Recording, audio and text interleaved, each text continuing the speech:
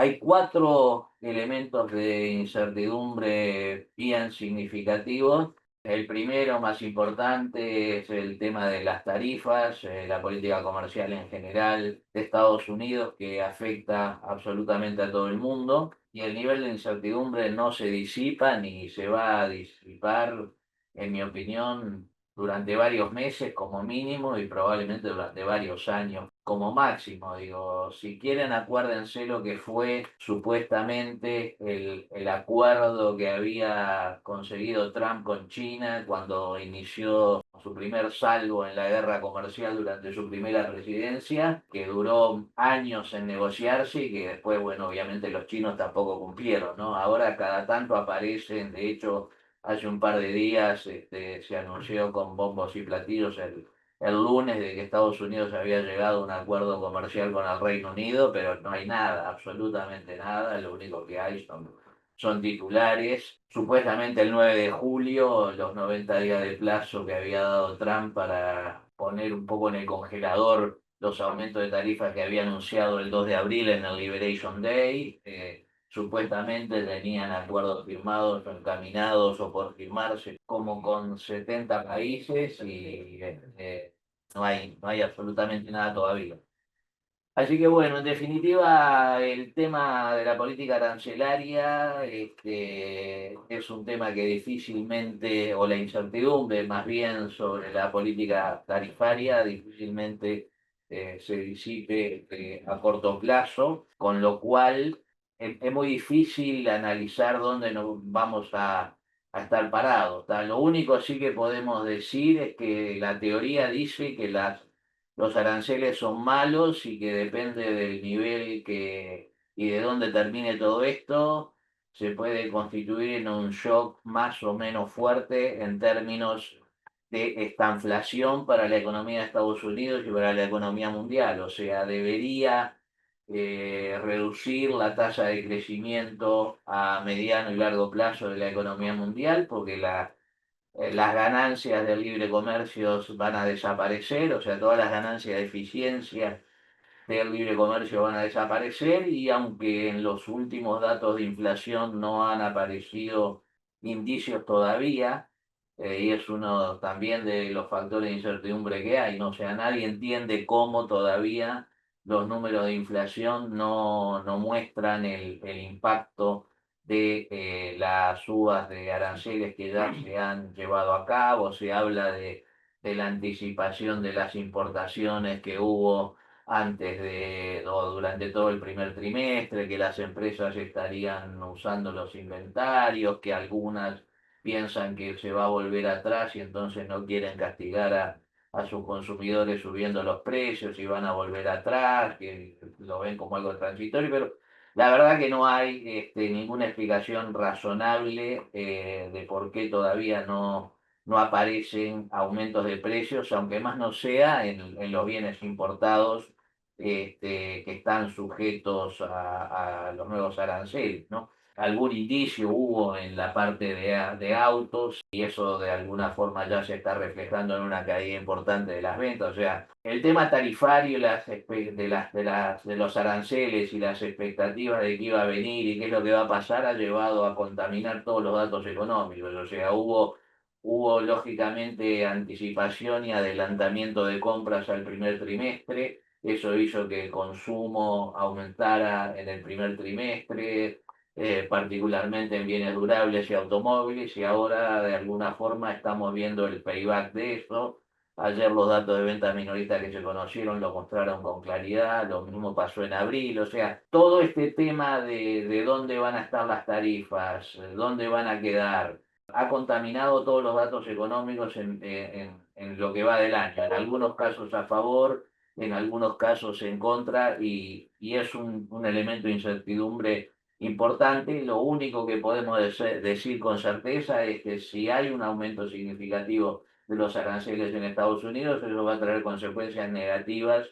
No hay ningún economista, los últimos 250 años de teoría económica te indican que el resultado final es malo. ¿Ah? O sea, salvo que Trump logre reescribir la teoría económica normal el resultado final es malo. El resultado final es, aunque más no sea, un aumento de los precios en el momento en que se establecen los aranceles, que bueno, eso es un golpe técnicamente no debería ser inflación, porque debería ser en la medida que no haya aumentos sucesivos de tarifas, debería ser una suba de precios por una única vez, que bueno, los índices obviamente lo captan, y debería haber un menor ritmo de crecimiento económico, que el menor ritmo de crecimiento económico en definitiva es lo que han recogido todos los analistas internacionales, todos los organismos internacionales, Fondo Monetario, Banco Mundial, OCDE, etcétera,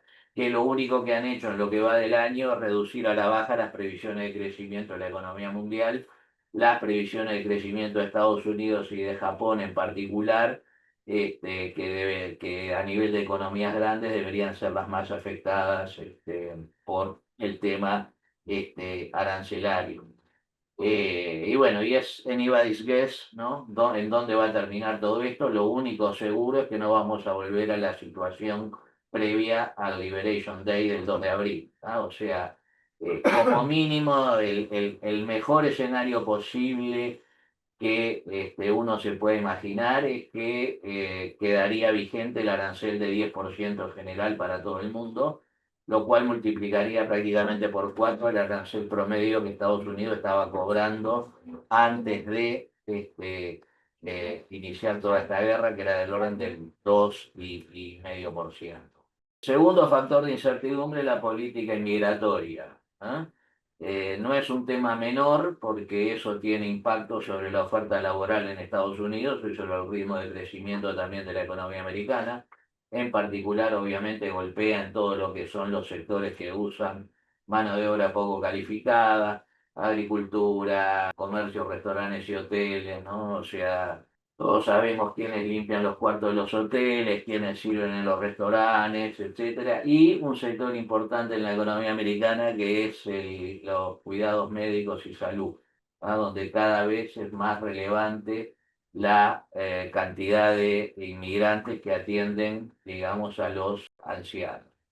Tercer elemento de incertidumbre significativo, la política fiscal, ¿ah? O sea, la situación fiscal de Estados Unidos es un relajo y si se llega a aprobar, y alguna versión se va a aprobar de la One Big Beautiful Bill de Trump, eso va a agregar todavía más a una trayectoria de déficits fiscales y de deuda insostenible. Ya son cada vez más las voces que están adhiriendo o las proyecciones que se hacen respecto a la situación fiscal de Estados Unidos. Déjenme tirarle 3 o 4 números simplemente para ubicarnos en contexto. La cantidad de treasuries o de deuda federal vigente en el año 2007 era 4,5 trillions. El año pasado llegó casi a 30 trillones, ¿tá? O sea, se multiplicó por casi 7. ¿Tá? La deuda bruta en términos de PBI en el 2007 era el 35% del PBI, ahora es 100% del PBI. Los pagos de intereses sobre la deuda federal en lo que va del año fiscal, octubre 2024, mayo 2025, fueron de 776 billones. Estoy hablando de pago de intereses solamente. Eso es 7% más de lo que fue en los primeros 8 meses del año fiscal pasado. Y ese es el gran problema, porque una parte sustancial de esa deuda se emitió post crisis financiera, cuando la tasa de interés era cero, cuando los treasuries a 10 años rendían 1,5, ¿ah? O post-COVID, ¿ah? Post-crisis del COVID, cuando también las tasas eran cero. Ahora esa tasa, esa deuda que va venciendo, ya no se puede renovar al 1,5 o al cero en el caso de los T-bills. Hay que renovarla al 4,5 en el caso de la tasa de corto plazo o a 4,5 en el caso de la deuda de 10 años. Ayer o antes de ayer vi un gráfico de la tasa de un bono a 5 años que se había emitido en junio del 2020, que había arrancado en cero y ahora vence en 5.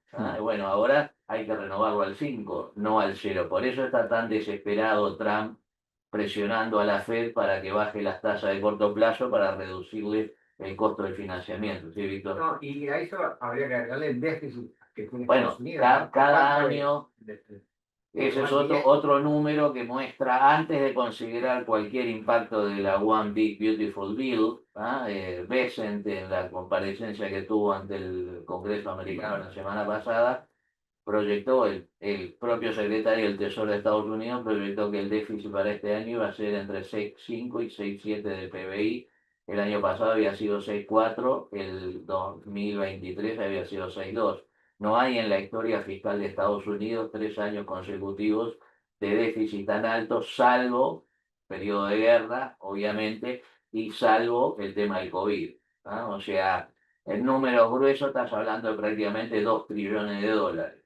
2 trillones de dólares financiado emitiendo deuda, supongamos a una tasa del 4 para hacer números gruesos, implica que le estás agregando 80 billones de dólares a la carga de intereses por año. O sea, le estás agregando más que un PBI de Uruguay a los intereses que el gobierno americano debe pagar simplemente por financiar el flujo de déficit.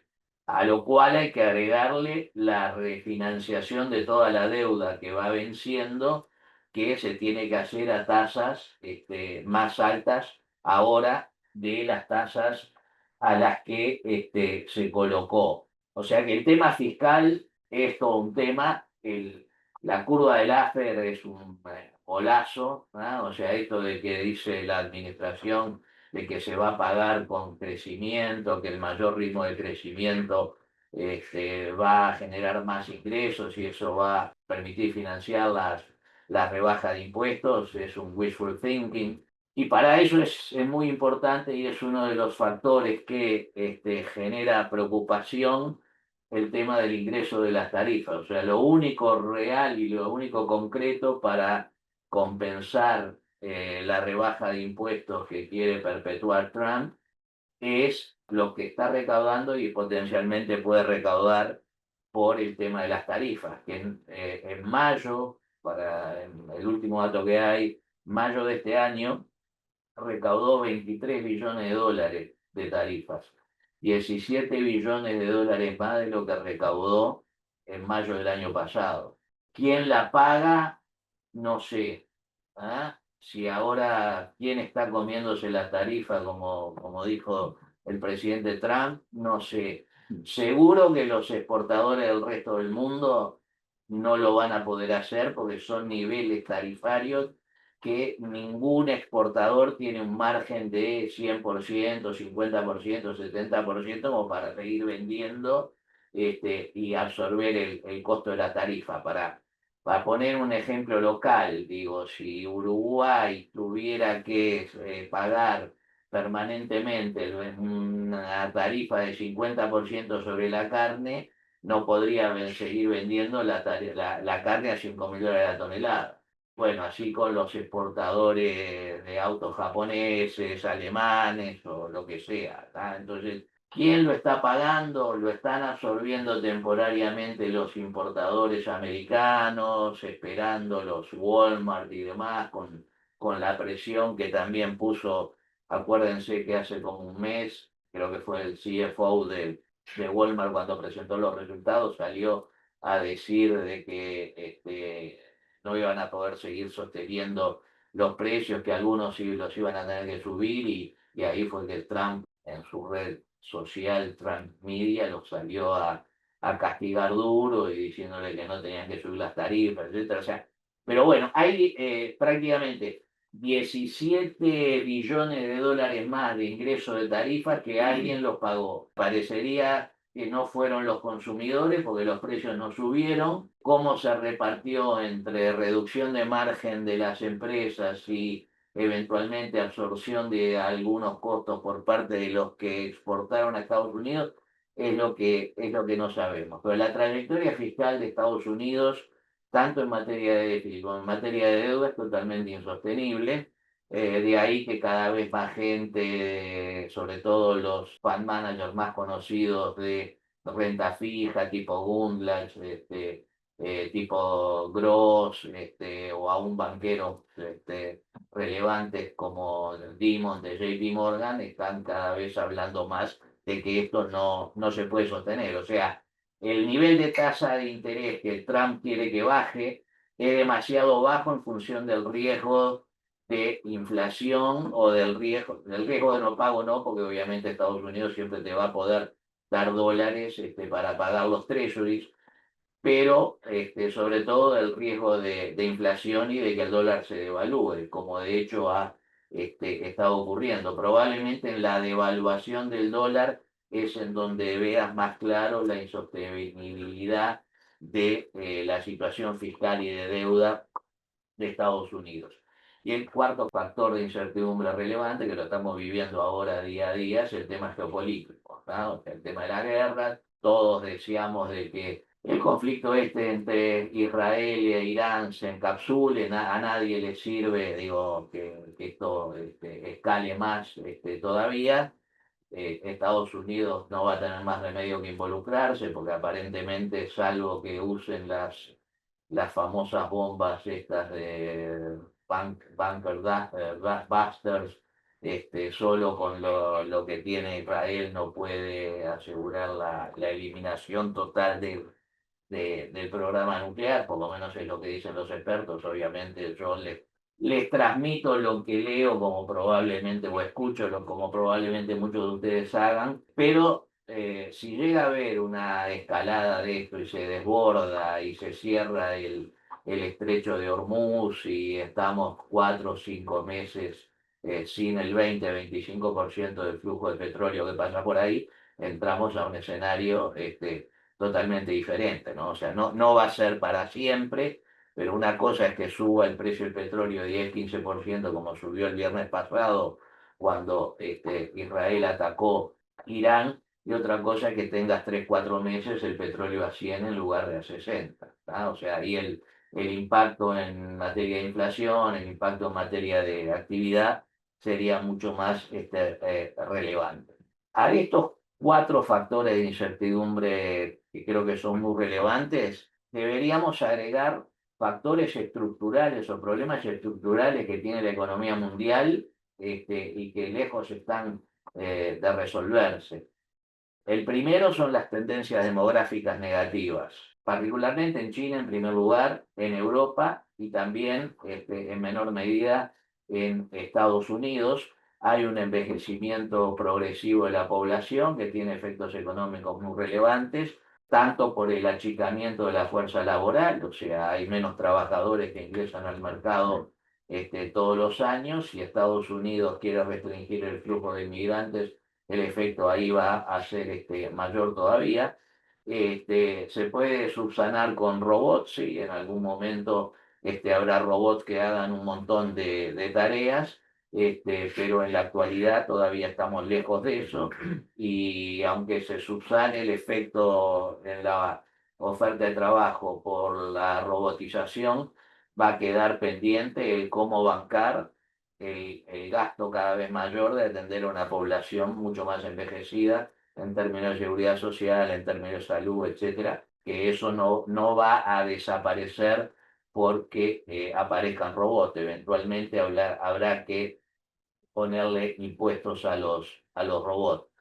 Segundo problema estructural importante, hay una disminución relevante de la productividad en las principales economías del mundo. El crecimiento a largo plazo está determinado básicamente por 2 cosas: crecimiento de la fuerza laboral y aumento de la productividad. La bala de plata para subsanar estos 2 problemas vuelve a ser, y después vamos a hablar, la inteligencia artificial, ¿tá? O sea, si la inteligencia artificial efectivamente cambia el mundo y hace que se produzca mucho más con menos recursos, estaremos del otro lado, pero después voy a hablar de eso también.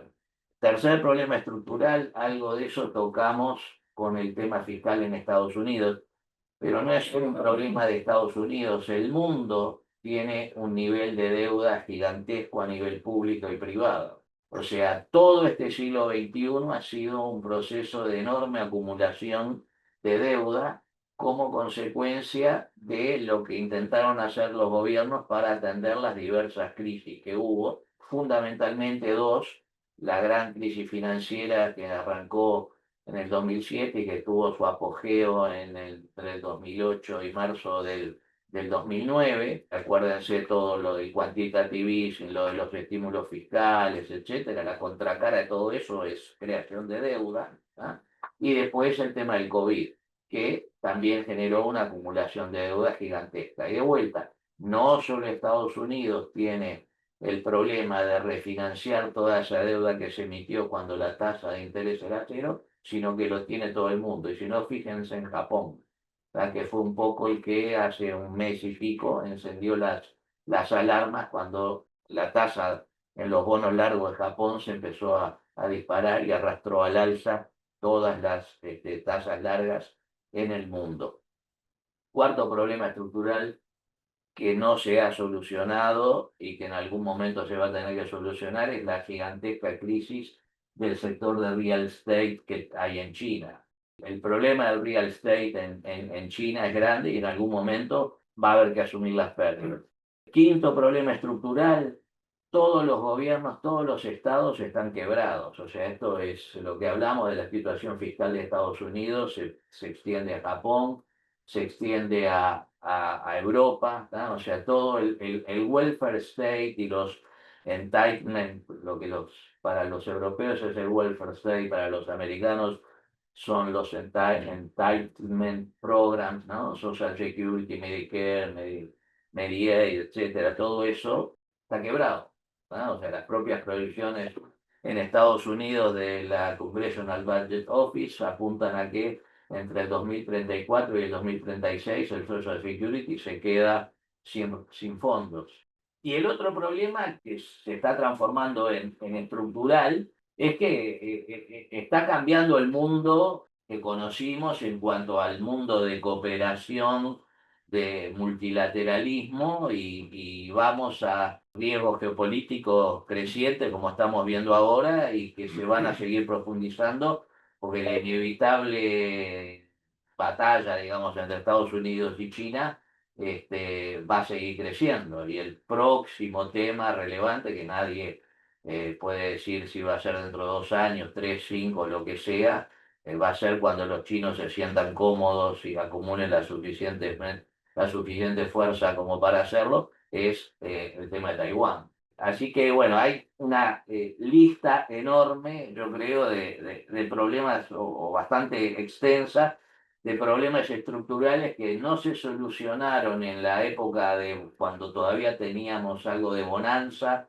en materia de crecimiento de la economía mundial y que ahora se han agravado en función además de las crisis o de las crisis que hemos tenido en este siglo XXI, de las que aparentemente se salió sin mayores heridas, ¿no? O sea, bueno, la realidad yo creo que te alcanza y te está empezando a alcanzar en términos de que empieza a ser importante para un grupo cada vez mayor de gente, ¿ah? El tema de cómo se hace para financiar, para seguir pagando la deuda que se acumuló durante 25 años para salir de la crisis.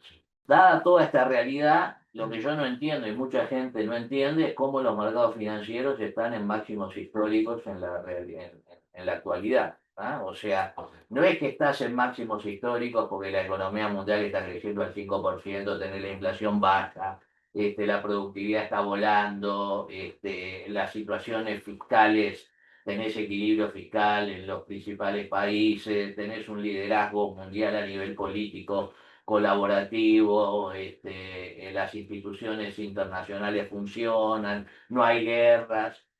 Sin embargo, los mercados financieros están en máximos históricos.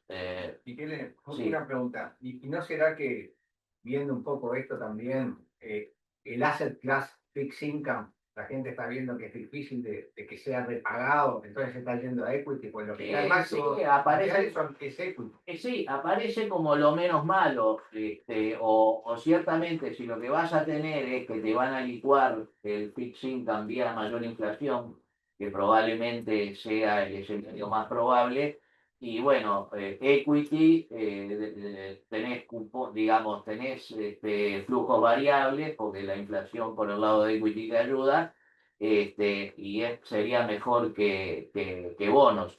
Ahora, eso siempre y cuando vos el nivel de actividad se sostenga. O sea, vos podés en términos nominales, o sea, te lo pongo de esta manera, probablemente en equity pierdas menos en términos de poder de compra, o seguramente en equity vas a perder menos en términos de poder de compra que en renta fija. Ahora, no creo que vos puedas salvarte de perder en equity también, ¿tá? En términos de poder de compra. Miquel, además, yendo un poco con lo que decía Víctor, lo estás midiendo, o sea, lo que decías no es lo más lindo, sino lo menos feo, ¿no? Lo estás midiendo en dólar. ¿Sí? Si vos equity lo medís en franco suizo, Bueno, no estás en el igual, máximo histórico, si lo medís en... igual hace un par de semanas el ACWI, Sí, ¿no?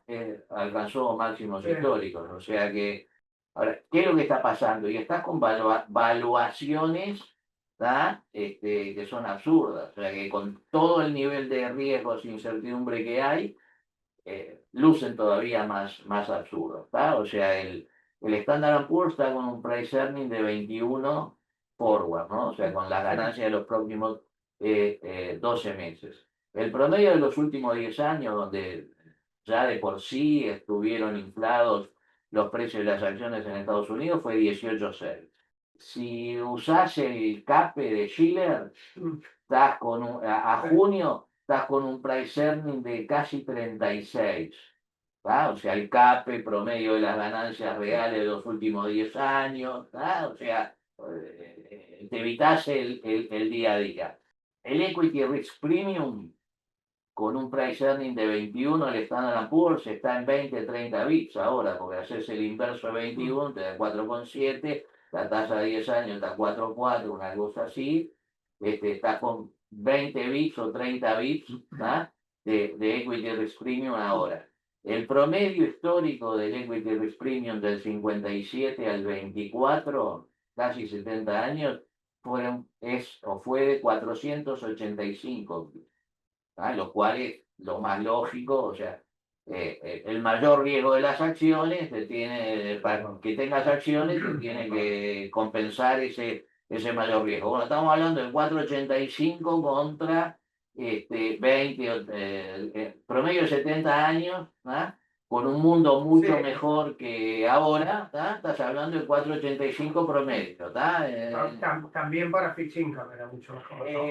Bueno, pero es el que te exprimió, ¿no? O Sí. sea, es la diferencia entre acciones versus tasa, ¿no? Y sí, también para fixed income tenías un mundo, sobre todo en la etapa dorada de la globalización del 82 al COVID, donde vos estuviste cosechando todos los beneficios de la globalización, mayor tasa de crecimiento, tasa de inflación baja, los ahorros de China, el reciclaje de los ahorros de China, o sea, era otro mundo relativamente mejor. El Earning Risk Premium con el CAPE es negativo, ¿ah? 165 bits, negativo, ¿ah? No, 162 bits negativo, bits negativo, y viene siendo negativo desde diciembre del 22. ¿Ah? O sea, la gráfica del Equity Risk Premium calculado con el CAPE y hace 2 años y medio que es negativo. O sea que, en definitiva, estás con valuaciones carísimas en renta fija y en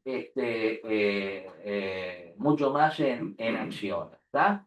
Lo cual es bastante difícil de racionalizar. ¿Cómo se ha intentado racionalizar esto? Porque siempre tenés que tener alguna justificación. Bueno, primero y fundamental, inteligencia artificial, ¿tá? O sea, la bala de plata, la inteligencia artificial nos va a cambiar el mundo, nos va a hacer a todos más ricos, con inteligencia artificial vamos a trabajar cada vez menos, vamos a ganar más, vamos a tener más poder de compra y vamos a disfrutar más del ocio, vamos a tener más ingresos. Los mayores ingresos van a permitir reducir el déficit fiscal, o sea, bueno, toda la historieta similar a la que aquellos que tienen unos años más recordarán de fines de los 90 con el tema de Internet y las .com.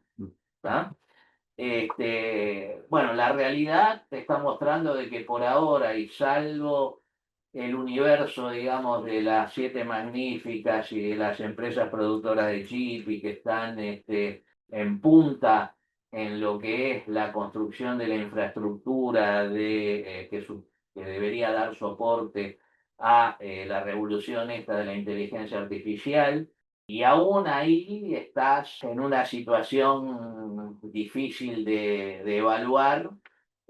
Hay empresas que claramente han picado en punta y que están ahí: Nvidia, Broadcom, AMD, Oracle, ARM, o sea, bueno, los nombres conocidos por todos, pero salís de ese universo y es difícil ver dónde se están viendo las ganancias de productividad necesarias a nivel de la economía en su conjunto como para justificar la situación global de mercado, ¿no? Obviamente, las siete magníficas contra un price earning forward de 21 del S&P tienen un price earning de 30. ¿Ah? O sea, estás comprando o pagando en promedio 30 veces las ganancias de los próximos 12 meses. Tenés cosas absurdas como Palantir, que tiene un price earning de 580. Con respecto al tema de la inteligencia artificial, así como hace unos meses Acemoglu, uno que ganó el premio Nobel, salió a ponerle paños fríos al tema. Comenté en la reunión interna que tuvimos que me gustó mucho un artículo que salió en el diario El País acá, que mencionaba a un economista catalán que trabaja en Colombia, que es un experto en crecimiento, que es Xavier Sala y Martín, donde él hacía una comparación que me resultó muy interesante respecto a el beneficio potencial que pudiera llegar a tener la inteligencia artificial. Y él usaba el ejemplo de la electricidad. Con la electricidad, él decía de que no fue la electricidad la que elevó el nivel de vida y productividad y crecimiento de las economías, sino que fue Henry Ford cuando organizó la forma de producir, cadena de montaje y todo lo que sabemos que hizo Henry Ford, usando lo que la electricidad suministraba, ¿no? Entonces Sala y Martín decía: estamos lejos de ese momento Henry Ford, porque por ahora lo que se está viendo con la inteligencia artificial es que estamos en la etapa de ahorro de gastos o ahorro de costos de la inteligencia artificial. O sea, estamos usando la inteligencia artificial para hacer lo mismo de antes con menos costo. ¿Ah? Y sin duda que el menos costo alguien lo está pagando, ¿ah? Y lo van a seguir pagando los traductores públicos, los abogados juniors, los programadores juniors, los choferes de taxi, los choferes de ómnibus, todo lo que pueda ser sustituido por la inteligencia artificial. Pero el aumento general de bienestar no va a venir hasta que aparezca un Henry Ford moderno y que, usando las herramientas de la inteligencia artificial, organice la forma de producir de forma tal de que pase de la etapa de reducción de costos a la etapa de aumentar la actividad.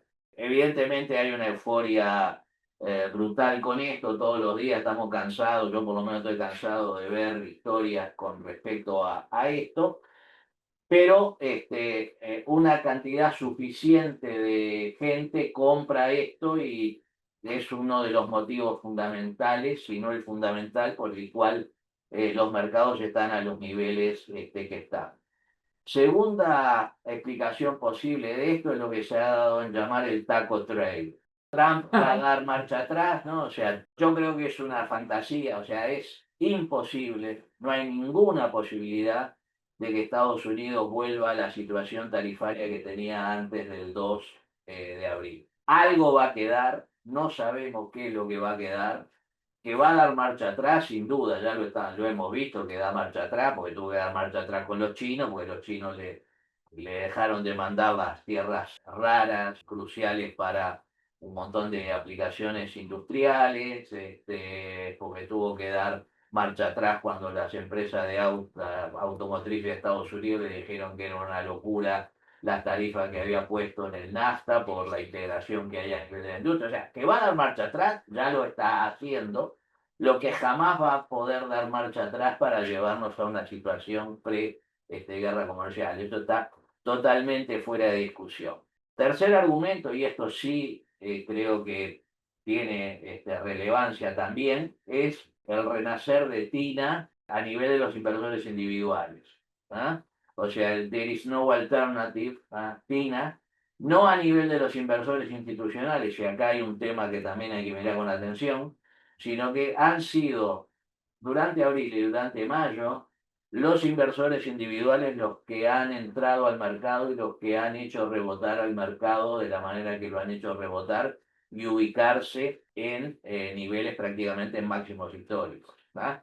O sea, Inclusive, Miguel, no solo los institucionales, sino el inside trading. están vendiendo. O sea, en términos de las señales clásicas, esto es una macana grande. ¿Tá? O sea, porque normalmente el smart money termina ganando. Normalmente los insiders son los que tienen mejor información de primera mano en las compañías.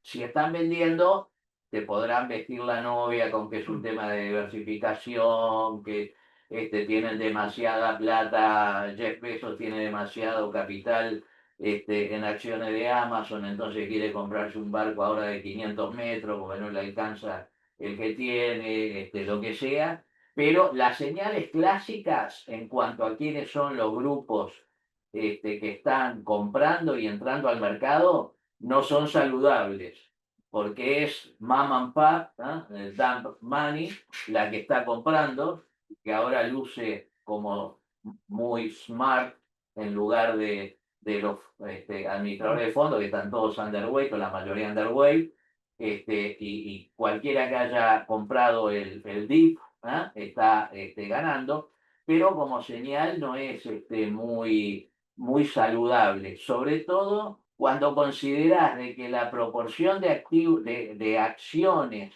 dentro de los activos financieros de los individuos en Estados Unidos alcanzó un récord histórico nuevamente, superando al anterior récord histórico que se había fijado cuando 29. 2000. O sea, el 49% de los activos financieros de los americanos están en equity. El récord anterior había sido 48% a principios del 2000, antes que estallara la burbuja. ¿Está? El cuarto factor que podés decir, optimismo con respecto a que Estados Unidos va a zafar de los problemas. O sea, que Goldilocks mágicamente va a aparecer. O sea, y como los indicadores económicos hasta ahora no te han mostrado ni recesión ni inflación, hay una parte de la gente que dice no va a pasar nada con el tema de las tarifas, la Fed va a empezar a bajar las tasas en algún momento, porque la inflación, sobre todo si los datos de inflación se repiten, y entonces eso va a ayudar a los mercados financieros. En definitiva, digo, para mí no son temas muy convincentes y muy creíbles. Sí reconozco la fuerza, por lo menos mientras la gente siga creyendo con el tema de la inteligencia artificial, y el poder de los flujos, claramente sí. Si los individuos siguen comprando acciones cada vez que los precios bajan, al mercado lo van a sostener. Lo van a sostener a niveles de evaluación cada vez mayores, pero lo van a sostener. De hecho, ayer o antes de ayer salió un estudio de Goldman Sachs que hablaba o que apuntaba justamente a eso, como que los individuos proyectaban que los individuos este año iban a comprar 425 billones adicionales en acciones, iban a ser el segundo grupo comprador después de las propias empresas que con el programa de recompra de acciones y más iban a agregar 675 billones de flujo. Los inversores institucionales están súper underweight. De hecho, el Deutsche Bank hizo un análisis de que los inversores institucionales desde el 2010 para acá solo habían estado más underweight que ahora en 28% del tiempo. Y el Bank of America, entre sus clientes institucionales, calculó que el flujo negativo de compra de acciones, o sea, la venta definitiva neta de acciones en lo que va del año entre sus clientes institucionales es el más alto desde que empezó la serie en el año 2008. O sea que claramente los inversores institucionales no están, han sido los individuos los que han sostenido al mercado. Bueno, en función de todo esto y yendo a lo que decía Víctor, en función de toda esta incertidumbre y de todos los riesgos que hay, yo por lo menos claramente no tengo ningún no high conviction trade en este contexto. Tanto acciones como bonos están groseramente sobrevaluados en mi opinión. Pero antes de entrar a esto, como no tengo ninguna high conviction, lo que conversamos en la reunión interna es mantener el benchmark. O sea, mantenernos 50, 25, 25. Después Coco va a explicar un poco algunos cambios, algunos pequeños cambios o pequeños ajustes que se van a hacer dentro de cada categoría. Como administrador de una estrategia, creo que no hay más remedio que estar benchmarkeado. A nivel individual, yo creo que es otra historia diferente, pero como te comparás contra un benchmark, yo por lo menos no tengo ninguna convicción fuerte de vamos a acciones o dentro de acciones vamos a esto, o vamos a bono, dentro de bono vamos a esto. Sigamos benchmarkeados. Estar short el dólar está empezando a parecerse a un trade muy overcrowded, ¿verdad? Lo cual no significa que siga, o sea, lo lógico, la teoría debería ser de que el dólar se siga devaluando. Pero en la encuesta de junio entre administradores de fondos del Banco of America, el 31% está underweight el dólar, es el mayor nivel de underweight en 20 años. Si bien lo lógico sería que el dólar se siga devaluando, estás entrando a un trade donde ya hay mucha gente ahí, ¿está? Más allá de que en términos históricos, y a pesar de todo lo que perdió el dólar ahora, el dólar sigue estando caro. Por ejemplo, ahora el dólar está más caro que durante la primera presidencia de Trump. ¿Está? O sea que recorrido para seguir devaluando se tiene, y en función de todo lo que hemos estado hablando, parecería lógico pensar en buscar refugio en otra moneda que no fuera el dólar, llámese franco suizo, llámese euro, llámese yen o llámese oro o criptomonedas. El oro y especialmente la plata, y es un trade que me perdí, habrán visto que la plata en estas últimas 2 semanas quebró bien hacia arriba, venía muy atrasada, ahora está haciendo catch-up. Oro, plata y mineras de metales preciosos sí aparece, yo les diría, dentro de una lista de más o menos convicción como un trade que me gusta. El tema es que ya tenemos en la estrategia, es una estrategia cautelosa dentro de todo, o sea que tampoco podemos pensar en aumentar mucho la exposición al sector. Ha dado un resultado fenomenal en lo que va del año, de hecho ha sido uno de los, sino el gran factor de outperformance o de compensación a nivel de la estrategia, pero por el perfil de riesgo que tiene la estrategia no parece muy aconsejable aumentar mucho más la exposición a él. Un tema que hemos estado discutiendo y que algo, si mal no recuerdo, vamos a hacer, como después va a mencionar Coco, es el tema de el aumento de demanda de energía vinculado de nuevo al tema de la inteligencia artificial. ¿Ah? Y ahí uranio, o energía atómica en general, o energías alternativas, sacando del lado de Estados Unidos, que con Trump por lo menos está enterrando todo el tema, pero en el resto del mundo las energías alternativas aparecen como, o sea, energía atómica y energías alternativas aparecen como los candidatos naturales para satisfacer el aumento de demanda de energía que están generando los centros de datos y en general toda la inteligencia artificial. Un trade que a nivel individual, no digo a nivel de la estrategia, pero me pareció bien interesante, es el trade de Jim Chanos, o sea, ir short MicroStrategy y long Bitcoin para apostar a que el sobreprecio que tiene MicroStrategy se va a ir achicando, o sea, la prima se va a ir achicando, cosa que según él, cuando entró en el trade estaba en 2.30, ahora está en 1.80, pero en definitiva, con MicroStrategy hoy estás comprando Bitcoin al 80% más caro de lo que vale este Bitcoin. Entonces, salvo que MicroStrategy, además de ser una tesorería de Bitcoin, porque en definitiva es un gigantesco depósito de Bitcoin, genere ingresos en la producción de software, las cosas que hacía antes de comprar, ponerse a comprar Bitcoin, parece una cosa